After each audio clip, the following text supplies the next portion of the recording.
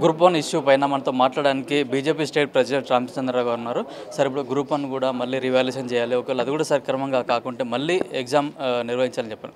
గతంలో కూడా చాలాసార్లు అది వాయిదా పడుతూ కొన్ని రద్దయి మళ్ళీ మళ్ళీ ఎగ్జామ్ పెట్టి కూడా ఇప్పుడు రద్దు చేయడం, దాంతో నిరుద్యోగులు కూడా తీవ్ర అసంతృప్తితో ఉన్నారు. ఈ యొక్క పబ్లిక్ సర్వీస్ కమిషన్ తెలంగాణ వచ్చినప్పటికీ కూడా ఇటు బీఆర్ఎస్ ప్రభుత్వంలో కానీ కాంగ్రెస్ ప్రభుత్వంలో కానీ పరీక్షలు నిర్వహించేటటువంటి తీరు ఏతుందో అది చాలా ఆశ్చర్యంగా అనిపిస్తుంది. ఇన్ని తప్పుడు తడాకాలు ఉంటున్నాయి. ఒక దాంట్లో లీక్ అయినాయి. అక్కడ ఇప్పుడు వాల్యుయేషన్లో కూడా లేదని చెప్పేసి, సరిగ్గా జరగలేదని చెప్పేసి, తర్వాత దీంట్లో భాషాపరంగా కూడా అవుతున్నటువంటి ఒక ఏదైతే భేదాభిప్రాయాలు ఏదైతే వస్తున్నాయో, వివాదం ఏదో వచ్చిందో, ఇవన్నీ కూడా హైకోర్టులో కేసు వేయడం జరిగింది. హైకోర్టు దాంట్లో తప్పుడు ఉన్నాయి, రీవాల్యుయేషన్ చేయండి, పద్ధతి బాగాలేదు.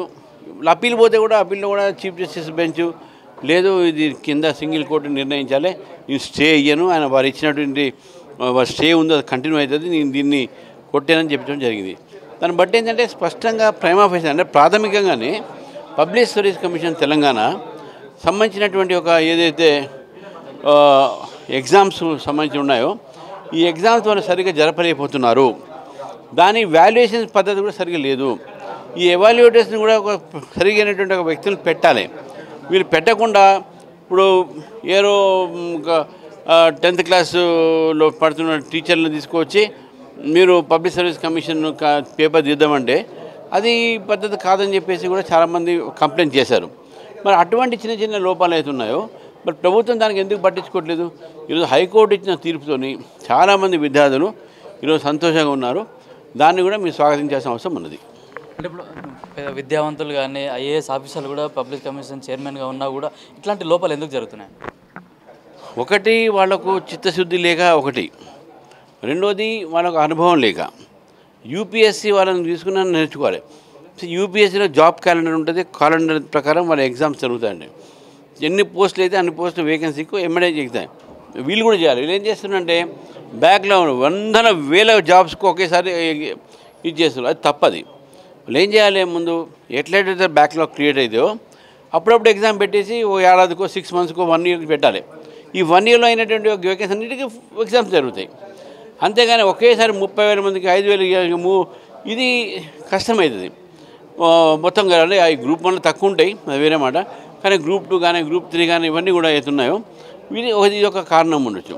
రెండో కారణం ఏముండొచ్చు అంటే వాళ్ళకు స్టేట్ డివైడ్ అయిన తర్వాత అక్కడ సరైన ఎక్స్పర్ట్స్ లేక ఈ ఎవాల్యుయేషన్ సిస్టమ్ పేపర్ ఎవరు దిద్దాలి ఎవరు దిద్దకూడదు దాని మీద వీళ్ళు ఇవన్నీ. మూడోది అక్కడ ఉన్నటువంటి ఒక స్టాఫ్ కానీ ఏది కానీ అది సరిగ్గా లేదు, అంటే వాళ్ళ స్ట్రెంత్ సరిపోవట్లేదు.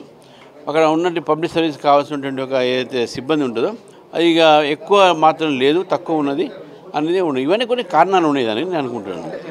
టీఎస్పీఎస్ పైన కూడా రాజకీయ ఒత్తిడి బాగుంది, రాజకీయ నాయకుల ప్రమేయం కూడా దీంట్లో ఉంది, వారి ఒత్తిడి వల్ల కొన్ని అవినీతి కూడా జరిగిందని కూడా ఆరోపణలు వస్తున్నాయి. అవినీతి ఆరోపణలు వచ్చినప్పుడు డెఫినెట్గా అవినీతి జరిగింది అంటాం మనం. మనకు ముందు అంటే అఫీషియల్గా అయితే మా దృష్టికి అయితే ఏమి రాలేదు. బయట చర్చ ఒక అధ్యక్షుడిగా ఒక న్యాయవాదిగా ఆధారం లేని మాట్లాడద్దు. September 17 కూడా తెలంగాణ విమోచన దినాన్ని మీరు నిర్వహిస్తున్నారు సార్, దాని గురించి చెప్పండి. September 17 అనేది తెలంగాణ ప్రాంతానికి ఒక చాలా ప్రాముఖ్యమైన దినం. ఇదే రోజు మనం భారతీయులం అయినాం 1948లో.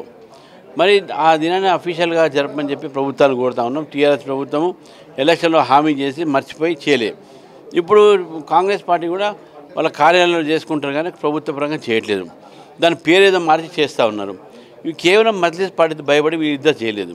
కానీ భారతీయ జనతా పార్టీ మాత్రం కేంద్రంలో గత 3 సంవత్సరాలుగా కేంద్ర ప్రభుత్వం అధికారికంగా దీన్ని జరుపుకుంటూ మన సురక్షా బలగాలు ఏవైతే ఉన్నాయో ఈ సెక్యూరిటీ బలగాలతో పెరేడ్తో ఆ రోజు 17 September నాడు ప్రతిసారి జెండా ఎగరడం జరుగుతుంది. ఈసారి రాజ్నాథ్ సింగ్ గారు వస్తున్నారు, వారితో పాటు 4 కేంద్ర మంత్రులు ఉంటారు. సేవా పక్వాడు కూడా మేము నిర్వహిస్తున్నారు. 17 September నాడు మన తెలంగాణ కాదు నరేంద్ర మోదీ గారి యొక్క జన్మదినం కూడా. మరి ఈ జన్మదినం సంబంధించిన 17 September నుంచి October 2 దాకా మొత్తం దేశంలో భారతీయ జనతా పార్టీ సేవా కార్యక్రమాలు చేయాలి. తెలంగాణలో కూడా చేయాలి. దీనికి మల్కా కొమరయ్య గారు ఎమ్మెల్సీ అవుతున్నారు, వారు ఇన్ఛార్జ్ దానికి. అయితే వారి యొక్క నేతృత్వంలో ఇప్పుడు బ్లడ్ డొనేషన్స్, స్వచ్ఛ భారత్, హరిత చెట్లు నాటడము, మాకే నామ్ ఏక్ పేడ్ మాకే నామ్ ఈ కార్యక్రమాలు, అదేవిధంగా క్రీడా కార్యక్రమాలు ఇవన్నీ 15 రోజులు అంటే సెప్టెంబర్ 17 నుంచి అక్టోబర్ 2 దాకా ఈ సేవా పఖవాడా అని పఖవాడా అంటే ఒక పక్షం 15 రోజులు ఈ 15 రోజులు అక్కడ సేవా కార్యక్రమం చేయాలని చెప్పేసి కూడా భారతీయ జనతా పార్టీ నిశ్చయించింది. తప్పకుండా అందరు ప్రజలు పాల్గొనాలని చెప్పేసి కూడా నేను కోరుతా ఉన్నాను. గ్రూప్ 1 అభ్యర్థుల గురించి మీరు వాళ్ళకి సపోర్ట్ చేస్తున్నారు, మీ స్టాండ్ ఏ విధంగా ఉండబోతుంది? నా గ్రూప్ 1కు ఎట్లయినా పిల్లలకు ఎగ్జామ్స్ పెట్టాలి, సరిగ్గా పెట్టాలి, ఇటువంటి అవకతవకలు ఈ తప్పులు తడకలు ఉండకూడదు, మంచిగా పెట్టి. చాలా కాలం నుంచి గ్రూప్ అనే పోస్టింగ్స్ లేవు, ఉన్న పోస్టింగ్స్ ఒకసారి లీక్ అయినాయి, ఒకసారి ఈ తప్పులు వస్తున్నాయి. కాబట్టి ఆ గ్రూప్ 1 ఆఫీసర్స్ వస్తేనే రాష్ట్రంలో మంచి ఒక అధికారులు వస్తారు.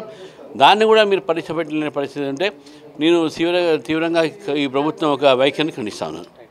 అయితే గ్రూప్ 1 అభ్యర్థుల గురించి అయితే బీజేపీ పరంగా మేము వాళ్ళకి అండగా ఉంటాం, మళ్ళీ ఎట్లాంటి అవకతవకలు జరగకుండా కూడా పరీక్షలు నిర్వహించాలని కూడా ప్రభుత్వాన్ని డిమాండ్ చేస్తున్నారు. కెమెరామెన్ కిరణ్తో కిరణ్ కుమార్, పల్లవి టీవీ, బీజేపీ ఆఫీస్, హైదరాబాద్.